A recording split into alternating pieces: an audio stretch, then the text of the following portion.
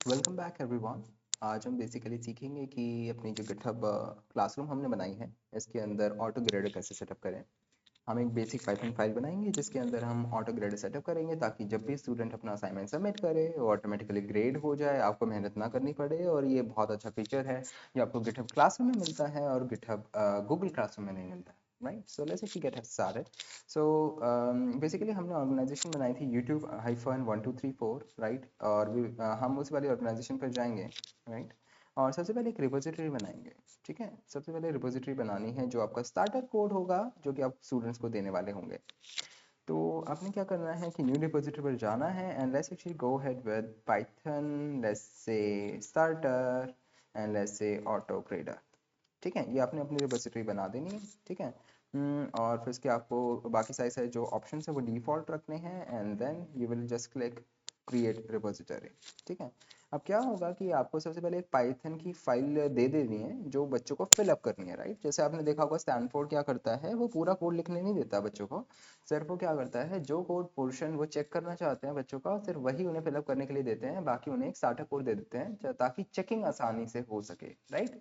एक basically structure मिल जाए। तो ये बेस्ट प्रैक्टिस होती है असाइनमेंट को और इफेक्टिव बनाने के लिए कि आप वही वाला कोड उनसे लिखवाएं जो आप टेस्ट करना चाहते हैं, ना कि पूरा पूरा कोड लिखवाएं। इससे बच्चों का टाइम भी बचता है और आपका भी। अब द थिंग इज दैट हम चाहते हैं कि बेसिकली हम एक ऐड फंक्शन बनवाना चाहते हैं सैम्पल के लिए इस वाले पर्टिकुलर असाइनमेंट में कि भाई बच्चे ऐड फंक्शन लिख पाएँ पाइथन के अंदर जस्ट बेसिक टेस्ट के लिए। ठीक है। और इस वाली फाइल का नाम हम रख देते हैं solution.py। ठीक है। अब इसके अंदर हम a कॉमा बी हम बेसिकली इसके दो पैरामीटर लेगा और फिर उसके बाद यहाँ पर बच्चों को कोड लिखना है तो यहाँ पर हम लिख देंगे टू डू और यहाँ पे हम लिख देंगे रिटर्न नन। अभी कुछ नहीं रिटर्न कर रहा है particular function, right, that's it. उसके बाद आपको क्या करना है कि अभी हमने क्या किया था, रिपोजिटरी क्रिएट करके और फिर उसके बाद ऐड फाइल पर आए हैं, राइट। तो यूआई के बेसिस पे आप ये सब कर सकते हो। ठीक है। बाकी लोकली भी कर सकते हो, वो भी मैं सिखा सकता हूँ, बट अभी के लिए हम सिर्फ यूआई मेथड यूज कर रहे हैं, राइट, सैम्पलिंग के लिए। वरना क्लोन करके पुश करके आप सब कुछ सेटअप कर सकते हो जिससे आपका वर्क फ्लो फास्टर हो जाएगा। अब आपने क्या कर लिया, रिपोजिटरी के अंदर solution.py तो बना ली है, राइट। अब आपको क्या करना है, इसकी टेस्टिंग की फाइल्स भी बनानी है ना। तो वो क्या करोगे, आप फिर से यहाँ पर ऐड फाइल पर जाओगे, ठीक है, और फिर उसके बाद क्रिएट फाइल। ठीक। फिर आपको क्या करना है, एक टेस्ट नाम का फोल्डर बनाना है, टेस्ट लास्ट में ऐसे, ठीक है, टेस्ट नाम का फोल्डर बनाना है और उसके अंदर आपको क्या लिखना है, किसी भी टेस्टिंग फाइल का नाम लिखना है। जो टेस्टिंग की फाइल होगी वो टेस्ट अंडरस्कोर से स्टार्ट होगी, ये आप ध्यान रखना। क्योंकि हम क्या करने वाले हैं, टेस्टिंग के लिए एक पाई टेस्ट मॉड्यूल यूज करने वाले हैं। और पाई टेस्ट मॉड्यूल क्या करता है, टेस्ट अंडरस्कोर से शुरुआत होने वाली जो फाइलें हैं उनको यूज करता है और उनको चलाकर देखता है कि टेस्ट कैसे चल रहे हैं। ठीक है। अब हम इसके आगे कुछ भी लिख सकते हैं, फॉर एग्जाम्पल हमने सॉल्यूशन लिख दिया और डॉट पी वाई लिख दिया। ठीक है। तो ऐसे हमारी फाइल बन गई। ठीक है। अब हमने क्या करना है, इसके अंदर हमने वो कोड टेस्ट करना है ना। कौन सा कोड, जो ऐड के अंदर लिखा है। ठीक है। तो अब मैं आपको थोड़ा सा जल्दी करके दिखाऊंगा। ओके। तो आपको फाइल, ये टेस्ट वाली फाइल कैसे लिखनी है, सबसे पहले देखते हैं। हम सारे सारे जो भी मॉड्यूल्स है वो इंपोर्ट कर लेंगे, है ना। कि सबसे पहले तो ये जो इंपोर्ट लैब है वो क्या करेगा, आपके जो मॉड्यूल्स हैं जैसे जो सॉल्यूशन डॉट पी वाई है, आप जानते होगे पाइथन के अंदर जो भी डॉट पी वाई फाइल है वो अपने आप में एक मॉड्यूल होती है ना, तो उसको आप इंपोर्ट कर सकते हो। पर आपको जैसे ये आप इंपोर्ट कर पा रहे हो, सिस आप इंपोर्ट कर पा रहे हो, ओएस आप इंपोर्ट कर पा रहे हो, आप कैसे इंपोर्ट कर पा रहे हो कि भैया जो पाइथन को पता है कि ये सारे मॉड्यूल कहाँ है ना। तो इंपोर्ट इंपोर्ट लिप करते ही इसे पता है कि पाई कैशे वाली डायरेक्टरी में जाना है और उसके अंदर से मॉड्यूल इंपोर्ट करना है। पर ये जो सॉल्यूशन डॉट पी वाई है ये तो आपकी इस रिपोजिटरी में है ना, तो इससे कैसे इंपोर्ट करेगी पाइथन। तो इसके लिए हमें क्या करना पड़ेगा, इसका जो पूरा पाथ है ना रिपोजिटरी का, इस वाले जहां भी ये बेसिकली क्लोन होती है, चेकआउट होती है, वहां तक का जो पाथ है आपके सिस्टम के अंदर डाल देना है ताकि जब इंपोर्ट करे तो ये जो सॉल्यूशन डॉट पी वाई का मॉड्यूल है इसे मिल जाए। अब उसके लिए क्या करेंगे हम, उसके लिए ही हम ये सारे सारे जो भी पैकेज है वो यूज कर रहे हैं सिस का, ऑपरेटिंग सिस्टम का। तो मैं बताता हूँ कैसे करना है। तो उसके बाद आप लिखेंगे ये, राइट। ये इसमें क्या हो रहा है, आप सबसे पहले तो आप एनवायरनमेंट कैच कर रहे हो कि भैया आपके पास ये जो गिटहब वर्कस्पेस है ये आपको क्या देगा, ये आपको एनवायरनमेंट देगा आपकी, मतलब अगर अभी आपकी चेकआउट हुई है ना तो आपकी जहाँ पे रिपोजिटरी चेकआउट हुई है ना उसका एक एनवायरनमेंट का पाथ दे देगा। तो अगर आप बेसिक ये जब ये होता है जब ये ऑटोमेटिकली वर्कफ्लो चलता है और गिटहब एक्शन के थ्रू, तो ये आपको पाथ दे देगा जो आपकी इस वेरिएबल के अंदर आ जाएगा। अगर नहीं देता है ऐसा बेसिकली इन्वायरमेंट आपके पास है नहीं, तो डॉट डॉट मतलब करंट डायरेक्टरी का बेसिकली जो पाथ है वो आपका यहाँ पे वर्क स्पेस के अंदर आ जाएगा अगर आप लोकली टेस्ट कर रहे हो, है ना। अब इसके बाद क्या होगा कि बेसिकली वाले जो वर्क स्पेस है आप देखोगे आपके सिस्टम के पाथ के अंदर एडेड है कि नहीं, ताकि आपका इंपोर्टिंग हो सके मॉड्यूल की, है ना। तो अगर नहीं है work space not in sys dot path, तो क्या करें, sys dot path dot insert zero position पे बेसिकली वर्क स्पेस, राइट, जो भी ये पर्टिकुलर पाथ है, सिस्टम का जो पाथ वेरिएबल है उसके अंदर इंसर्ट करें, मतलब इसकी जो लिस्ट है उसके अंदर इंसर्ट कर दे। उसके बाद आपको क्या लिखना है, आपको अब अपना टेस्ट केस बनाना है। याद रखिएगा आप यहाँ पे जो भी फंक्शन बनाएंगे जिसकी शुरुआती टेस्ट अंडरस्कोर से होगी, वो हमारा पाइटस जो मॉड्यूल है वो यूज करेगा और इस वाले फंक्शन को चलाकर देखेगा। अगर तो इसने एरर क्रिएट करा जो कि एसर्ट क्रिएट करने वाला है, तो आपका टेस्ट केस फेल हो जाएगा। अगर तो ये सक्सेसफुली चल गया, इसका मतलब आपका टेस्ट केस पास हो गया। ऐसे ये पाइटस जो है वो काम करता है। अच्छा, तो हमारे पास क्या हो रहा है, मॉड के अंदर जो मॉड्यूल है वो हमारे पास यहाँ पे क्या करेगा, import lib dot import underscore module, एक फंक्शन है जो हमारी जो solution डॉट py जो फाइल थी उसको इंपोर्ट कर लेगा और import lib dot import module करके बेसिकली ये वाला जो मॉड्यूल है वो इंपोर्ट कर लेगा और मॉड के वेरिएबल के अंदर आ जाएगा। ठीक है जी। अब हमने क्या चेक करना है कि उसके अंदर क्या कोई ऐड नाम का फंक्शन है भी कि नहीं। अब देखो हमने तो ऐड नाम का फंक्शन बनाया हुआ है ना, बच्चों को दिया हुआ है, पर कई बार क्या होगा आप फंक्शन भी नहीं बनाओगे, है ना, तो आप चेक करवाओगे सबसे पहले कि भैया उसके अंदर ऐड नाम का फंक्शन है कि नहीं। अगर नहीं है तो टेस्ट केस चलाने का कोई मतलब ही नहीं है ना। तो बेसिकली क्या करो कि आप इसके अंदर चेक करो हैज एट्रीब्यूट से, राइट, कि हैज attr एक फंक्शन होता है जो बताता है मॉड्यूल के अंदर ये पर्टिकुलर जो एट्रीब्यूट है वो है कि नहीं। ठीक है, अब क्या होगा कि बेसिकली ये एसर्ट स्टेटमेंट जो है, अगर ये ट्रू रिटर्न करेगा अगर उसके अंदर ऐड नाम का फंक्शन होगा, है ना, अगर नहीं होगा तो यहीं पे एरर आ जाएगा। अब यहाँ पे कॉमा डाल के टपल की तरह ये जो सेकंड जो स्ट्रिंग है वो ये बताती है कि आपको एरर मैसेज क्या देना है ना। असर्ट के आगे पहली स्टेटमेंट होती है कि ट्रू या फॉल्स, अगर ट्रू है तो कोई एरर नहीं होगा, फॉल्स है तो बेसिकली आपका एरर जनरेट होगा। नॉर्मली असर्ट एरर जनरेट होता है, पर उसके लिए आपको कस्टम स्टेटमेंट देनी है, तो ये आपकी स्टेटमेंट जो है वो आ जाएगी। मैंने लिखा है please make an add function in the solution dot py। आप अपना कुछ भी कस्टम मैसेज दे सकते हो बच्चों को बताने के लिए कि ठीक है भाई तुम ऐड फंक्शन तो बना दो, टेस्ट की तो बाद में देखेंगे। अच्छा, अब इसके बाद आपने सेकंड जो लिखा है वो लिखा है test underscore add underscore correct, है ना। आपको देखना है ऐड निकल, अच्छा इस फंक्शन के अगर ये चल गया इसका मतलब है कि भैया आपकी जो फाइल है यहाँ तक तो चल गई, ठीक है। अब आप उस ऐड फंक्शन को टेस्ट करोगे, ठीक है, तो यहाँ पे आप अपने टेस्ट केसेस लिखोगे, फिर से मॉड्यूल इंपोर्ट करोगे, mod equal to import lib dot import module solution. ठीक है, अब इसके अंदर आप देखोगे मॉड का जो डॉट ऐड मतलब ये वाला फंक्शन कॉल करा और उसके अंदर आपने 1 2 डाल के देखी, ठीक है, 1 2 डाली तो आंसर आना चाहिए था 3, है ना, तो आप चेक करोगे इक्वल टू 3, है ना। ऐसा स्टेटमेंट देखेगी, ये अगर ट्रू है तो ठीक है चलते चलो, अगर फॉल्स है तो यहीं पे एरर दे दो कि टेस्ट केस 1 फेल्स। अच्छा, बच्चों को ये नहीं बताना कि टेस्ट केस क्या है, ठीक है, बच्चों को बस बताना कि टेस्ट केस 1 फेल्स, ठीक है, कि भाई वो और ट्राई करें सही करने का फंक्शन, जैसे आपका ऑनलाइन कंपाइलर्स में होता है। अब उसके बाद आपका mod dot add zero comma -1, अब ऐड में जीरो और -1 प्लस होते हैं तो -1 आता है ना आंसर, तो बेसिकली आपका यहाँ पे चेक कर रहा है -1 है कि नहीं, असर्ट स्टेटमेंट से कॉमा करके बस उसकी स्टेटमेंट दे रहा है। तो इस तरह से आपने क्या करा कि ये जो है अपनी फाइल लिख ली और इस तरह से आपके टेस्ट केस हो गए डिजाइन। आपने करा इसको कमिट, कमिट से बेसिकली वाली जो होगी आपकी फाइल आपकी रिपोजिटरी के अंदर सेव हो जाएगी, ठीक है, और टेस्ट के अंदर सेव हुई है। तो अब आपकी जो रिपोजिटरी का जो स्ट्रक्चर है वो कुछ ऐसा हो गया, एक तो आपने ये फाइल दे दी बच्चों को कि ठीक है भाई आपके पास ये वाली फाइल हो गई कि जहाँ पे आपको कोड लिखवाना है बच्चों से, और ये आपकी टेस्ट फाइल हो गई जहाँ पे आपके जो बेसिकली स्टूडेंट्स हैं उनके टेस्ट केस जो हैं वो चेक हो जाएंगे, ठीक है, टेस्ट सॉल्यूशन डॉट फाइल। यहाँ पे आप और भी डाल सकते थे, अगर आपके पास सॉल्यूशन के बजाय प्रॉब्लम 2 प्रॉब्लम 3 करके होती तो यहाँ पे आप उसके टेस्ट केस बनाते, टेस्ट प्रॉब्लम 1 टेस्ट प्रॉब्लम 2 ऐसे ऐसे जाते जाते पाई टेस्ट सबको टेस्ट कर लेगा, ठीक है। अच्छा जी, अब एक और चीज़ है, ये तो आप स्टार्टर कोड की रिपोजिटरी बना रहे हो, ठीक है, अब आपको क्या करना है इसको टेम्पलेट रिपोजिटरी बनाना है। अब ये टेम्पलेट नहीं थी तो आपको सेटिंग्स पे जाना है, फिर उसके बाद टेम्पलेट रिपोजिटरी पे क्लिक कर देना है, ठीक है, बस इतना कर दिए आपकी जो रिपोजिटरी है असाइनमेंट में डालने के लिए रेडी हो जाएगी। अब एक बात आप ध्यान करो कि अब तक हम रिपोजिटरी यानी गिटहब पर काम कर रहे हैं, ठीक है, अब तक हम गिटहब क्लासरूम पर नहीं गए, ठीक है, तो क्या होगा कि अब हम जाएंगे गिटहब क्लासरूम पर, है ना, गिटहब क्लासरूम, ठीक है। अच्छा जी, गिटहब क्लासरूम पर आ गए, आपको याद होगा या आपने फॉलो अलॉन्ग करा होगा तो पार्ट 1 पार्ट 2 में हम ये सब सेटअप कर चुके हैं, ठीक है, जस्ट साइन इन करते ही हमारी जो गिटहब क्लासरूम है वो नजर आ जानी चाहिए, ठीक है, हमारी थी ये वाली classroom, right, YouTube 1 2 3 4 underscore hyphen classroom something something, ठीक है। अब इसके बाद हमारे पास ये जो थी हमारे पास एक सेकेंड ओके सॉरी ये पहले थी ये वाली थी, राइट, हमने काफी सारे असाइनमेंट जो है इसके अंदर क्रिएट किए हुए हैं। अच्छा, अब इसके अंदर हम एक नया असाइनमेंट बनाएंगे, ठीक है, अब इसके अंदर हम एक नया असाइनमेंट बनाएंगे। मान लो आपका हो गया पाइथन पाइथन ऐड असाइनमेंट, ठीक है, कुछ भी लिख सकते हैं आप, ठीक है।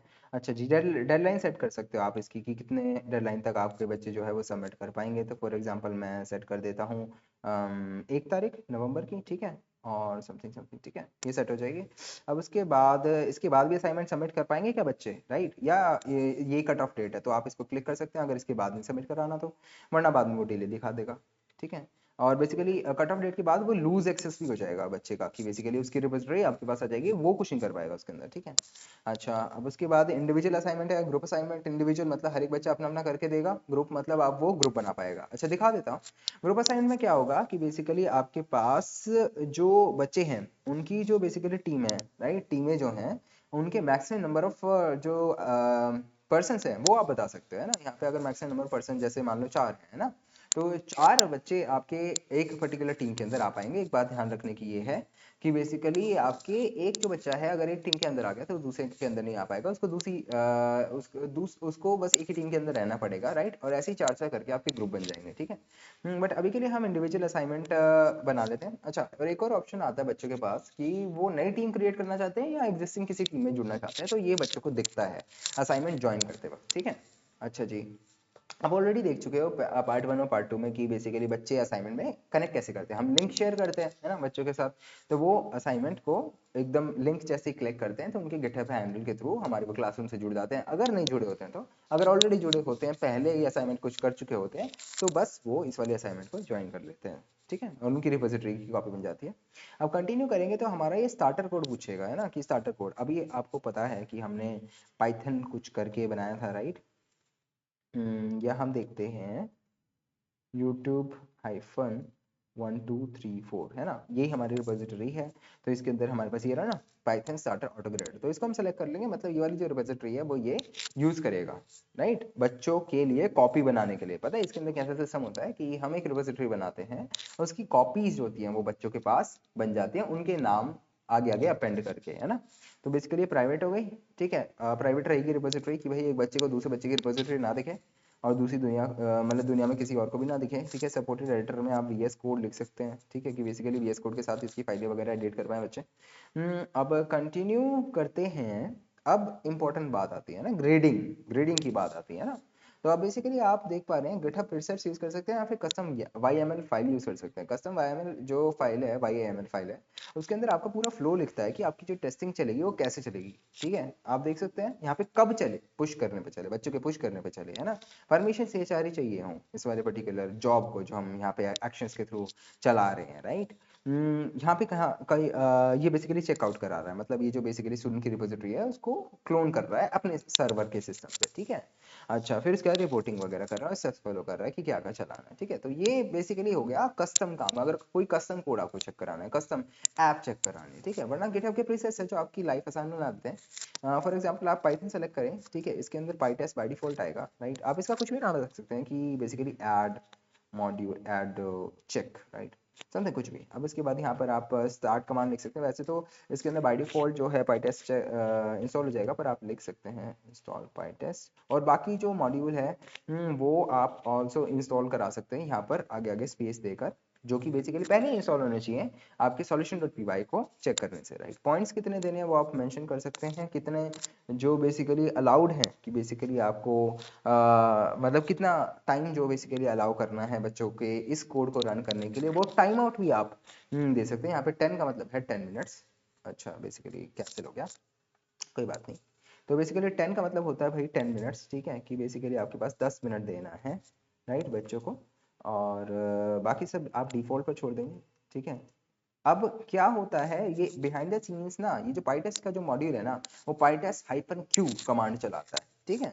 तो पाइटेस्ट -q कमांड क्या कहती है कि आपके पास आपकी ही रिपोजिटरी के अंदर जो टेस्ट नाम के फोल्डर है, टेस्ट नाम का जो फोल्डर है, उसके अंदर जो टेस्ट केसेस है उनको चलाओ और उसके बेसिस पे आप क्या करो, इनको ग्रेड दो बच्चों को, ठीक है। तो आपने क्या करा कि एक जो टेस्ट केस है वो सेव कर लिया, यहाँ पे आपका टेस्ट केस नजर आ जाएगा, ठीक है। अब कब चलाना है, every time the student submits an assignment, ठीक है, जब भी स्टूडेंट असाइनमेंट सबमिट करे तब आप चला दो, या फिर एक शेड्यूल पर चला दो, या फिर मैनुअली चला दो, ठीक है। मैनुअली जब आप क्लिक करो, मैं दिखाऊंगा कहाँ से क्लिक करना है। ये सब आपके एक्स्ट्रा ऑप्शन है अगर आपको प्रोटेक्टेड कोई फाइल का जो पाथ है वो देना है तो। अच्छा, फिर आप क्या कर दोगे, क्रिएट असाइनमेंट, है ना। अब जैसे हर बार हम असाइनमेंट क्रिएट करते हैं वैसे ही हमने अब की बार भी असाइनमेंट क्रिएट कर लिया। ये असाइनमेंट हमारा क्रिएट हो गया, ठीक है। अब हमने क्या करना है कि ये वाली जो पर्टिकुलर लिंक है ना, ये बच्चों के साथ शेयर कर देनी है। अब देखो मैंने क्या किया हुआ है कि यहाँ पे जो हमारे पास स्टूडेंट्स हैं, ठीक है, वो 3 हमारे पास यहाँ पे क्लासरूम के अंदर है। ठीक है, अब ये दिखा रहा है किसी ने भी सबमिट नहीं करा अब तक। ठीक है, और इसलिए नो टेस्ट टू रन, अगर किसी बच्चे ने सबमिट नहीं कराया तो कौन से टेस्ट चलाए गए, है ना। तो अब उसके बाद हमने क्या करना है, दूसरे अकाउंट से ज्वाइन करना है। ठीक है, अब मान लो मेरा ये वाला जो अकाउंट था, इससे मैं स्टूडेंट्स की तरह ज्वाइन था। अब मैं इस वाले असाइनमेंट के लिंक जो है वो क्लिक करूंगा और बेसिकली इसे खोलूंगा, तो ये मुझे बताएगा ठीक है ये वाला जो असाइनमेंट है इसको आपको एक्सेप्ट करना है। हाँ जी करना है, क्यों नहीं करना है। ठीक है, तो फिर इसके बाद ये मुझे ले जाएगा, ये अब देखो यूट्यूब हाइफन दिस इस वाली रिपोजिटरी के अंदर यहाँ तक था मेरा असाइनमेंट, पाइथन ऐड असाइनमेंट, है ना। इसके आगे हाइफन जीजे वीके, ये इसने मेरा नाम अपेंड कर दिया ताकि मेरी एक यूनिक रिपोजिटरी बन सके। ठीक है जी। अच्छा, फिर इसके बाद आप देखो ये जो है मेरा जो असाइनमेंट है वो बन गया है। अब मैं क्या करूंगा, इस वाले असाइनमेंट को करने की कोशिश करूंगा। ठीक है, अच्छा अब यहाँ मेरा असाइनमेंट मैंने एक्सेप्ट कर लिया है, इतने में ही मुझे दिख जाना चाहिए कि एक बच्चे ने असाइनमेंट जो है वो एक्सेप्ट कर लिया। ठीक है, मेरे ये क्लासरूम वाली प्रोफाइल है। अब याद रखिएगा जब भी ये वाला आइकन आए, मतलब जब भी इस वाली पर्टिकुलर विंडो पर आऊंगा, जो ब्लू वाली है वो मेरा क्लास मतलब टीचर वाली है, और जब भी ऑरेंज वाली विंडो पर आऊंगा तब मेरा स्टूडेंट वाली है। ठीक है, अच्छा अब देख पा रहे हैं आप स्टूडेंट 2 जो था मेरा, ये वाली ये था, इसने असाइनमेंट एक्सेप्ट तो कर लिया पर सबमिट नहीं करा है ना। तो यहाँ पे आपको दिखा देगा भाई एक बच्चे ने कर लिया है। और अब देखो इसने जैसे ही एक्सेप्ट करा, इसने बता दिया कि भैया हमारा एक भी पास नहीं हो रहा है अभी, है ना। अभी तक हमारा जो एक भी बच्चा है वो पास नहीं हो पा रहा है ना। क्यों भाई, क्योंकि उसने बेसिकली कुछ करा ही नहीं अभी उसके अंदर, है ना। तो चलो करवाते हैं। तो ये जो सॉल्यूशन डॉट पी वाई है ना, ये बच्चे वाली है साइड है। अगर अब इसका सॉल्यूशन क्या होगा आप सोच के बताइए। ठीक है, तो ये वाली फाइल खोल ली, इसको स्टूडेंट को भरना है, तो मैं क्या करूँगा एडिट फाइल। ठीक है जी। तो फिर इसके बाद मैंने क्या करा, ये हटा दिया और रिटर्न के अंदर मैंने a प्लस बी कर दिया। ठीक है जी, यही यही इसका सेम सॉल्यूशन है ना। तो मैंने क्या करा, इसको कमिट चेंज कर दिया। ठीक है, इसका कमिट चेंजेस कर दिया, इससे मेरी फाइल जो है ये सेव हो जाएगी। ठीक है, अच्छा जी, तो ये हो गया मेरा फाइल सेव। ठीक है, अभी मेरा कमिट हो गया। अब मैं जाता हूँ अपनी टीचर वाली प्रोफाइल पे और यहाँ पे देखता हूँ। ठीक है, अब देख पा रहे हो नॉट सबमिटेड आ रहा है क्योंकि अब तक उसने कुछ कमिट नहीं करा था। ठीक है, अब मैंने रिफ्रेश करा इसको, तो यहाँ पे क्या आ गया, यहाँ पे आ गया सबमिटेड। ठीक है, सबमिटेड मतलब लेटेस्ट कमिट यहाँ पे आ गया है ना। ये बेसिकली आपके पास यहाँ पे स्टूडेंट जो है उसने क्या करा है, अपना जो असाइनमेंट है वो सबमिट कर दिया। जैसे ही स्टूडेंट जो है मेन ब्रांच पर कमिट करेगा, वैसे ही हमारे पास क्या होगा कि बेसिकली यहाँ पर जो है हमारे पास यहाँ पे सबमिटेड आ जाएगा। That's the criteria which is used by GitHub classroom to सी।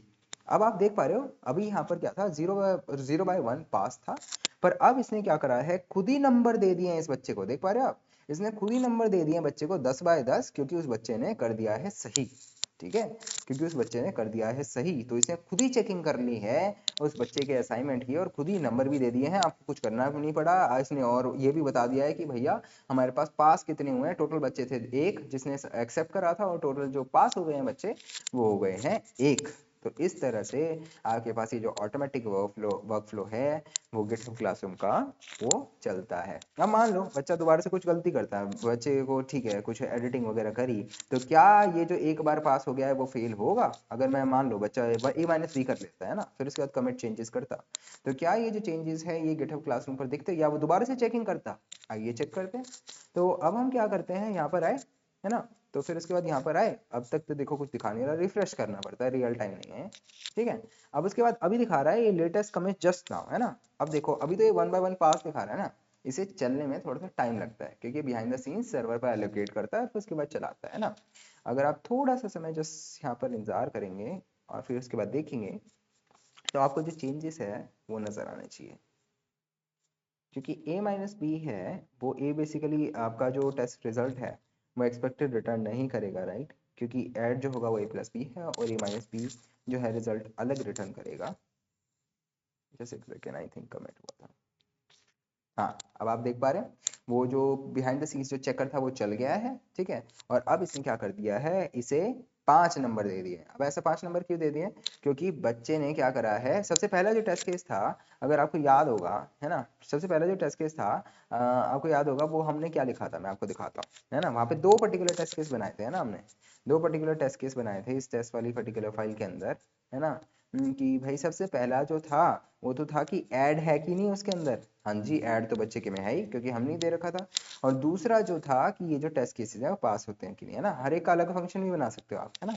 तो उसके हिसाब से इसने क्या किया कि जब इसने इवैल्यूएशन करा तो इसने देखा कि भैया एक ऐड का फंक्शन तो बना दिया है, पर इसने ऐड के अंदर का कोड सही नहीं लिखा है, इसका मतलब इसने 5 नंबर दे दिए। तो इस तरह से इसने क्या किया है, पास नहीं किया है बच्चे को, इसलिए ये 0/1 पास दिखा रहा है। अगर बच्चा सही करता है, अब मान लो बच्चा जाके ठीक है पूछ पाछ के कैसे भी करके सही कर देता है, ठीक है, असाइनमेंट को, तो वो उसका जो रिजल्ट है वो अपडेट हो जाएगा, ऑटोमेटिक ग्रेडिंग अपने आप चल जाएगी, और अब वो जो बच्चा है जो फेल हो रहा था वो पास हो जाएगा। जैसे थोड़ा सा टाइम लगाता है गिटहब क्लासरूम पे, right. Last commit just now, commit I believe हो गया है ना।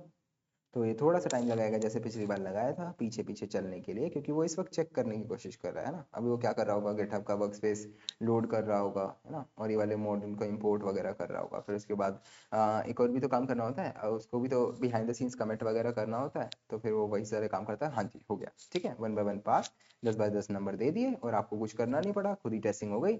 आप बच्चे को भी खुद ही दिखेगा, ठीक है, कि भैया हमारे पास यहाँ पे कितने कितने नंबर मिल गए, ठीक है, और आपको कुछ नहीं करना पड़ेगा, और आपकी जो इवैल्यूएशन है खुद ही हो जाएगी। डाउनलोड वगैरह कर सकते हैं बच्चे का असाइनमेंट, और बाकी सारे प्रोसेस भी कर सकते हैं, ठीक है। और भी बहुत सारे एडवांस ऑप्शन है आपके पास, C++ के प्रोग्राम चेक कराने हो, पाइथन की ऐप चेक करानी हो, तो ये सब जो आपका जो काम है ये गिटहब ऑटोमेटिकली कर देगा। तो आपको और कोई ट्यूटोरियल चाहिए हो तो आप बताइएगा, कमेंट करिएगा, हिंदी में बेटर लगा इंग्लिश में वो भी कमेंट करिएगा, और आते हैं एक और नए ट्यूटोरियल के साथ। Thank you so much guys.